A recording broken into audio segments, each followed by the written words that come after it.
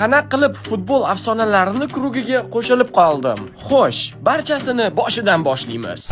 O'z ishlarim bilan shug'ullanib yurgan paytim Gerard Pike menga Instagramdan yozib, media futbol bo'yicha jahon chempionatiga taklif qildi. Undan keyin dunyo yulduzlari bilan qur'a tashlash marosimida qatnashdik va buni butun dunyo kuzatib bordi. So'ng aeroportga borib, biznes klassda Italiyaning Milan shahriga yo'l oldik. Mazza qilib Kung Fu Panda ko'rib ketayotgan paytim samolyot oynasidan San Siro stadionini ko'rib qoldim. Milanga kelib, otelga joylashganimizdan so'ng birinchi qilgan ishimiz aynan shu stadionni ko'rish bo'ldi. Bu stadionni avvallari faqat PlayStation'da ko'rgan edim. Xullas 1-2 kun Milanni mazza qilib aylanib, trenirovkalarni qilib bo'lganimizdan keyin o'yinlar ham boshlanib ketdi. Jamoamizni sun'iy intellekt orqali nerealni prezentatsiya qilib berishdi. Ispaniya, Italiya kabi gigant terma jamoalar jahon chempionati guruh bosqichidan chiqolmagan bir paytda bizni jamoa esa chorak finalgacha yetib borib, hammani lol qoldirdi. Даже Kimsan Xames Rodriges ham penaltidan bizni darvozani ishg'ol qila olmadi. Shundan so'ng shaxsan Pike tog'ani o'zi Juventus stadionida bo'lib o'tadigan legendalar o'yinida meni ko'rishni xohlashini aytdi.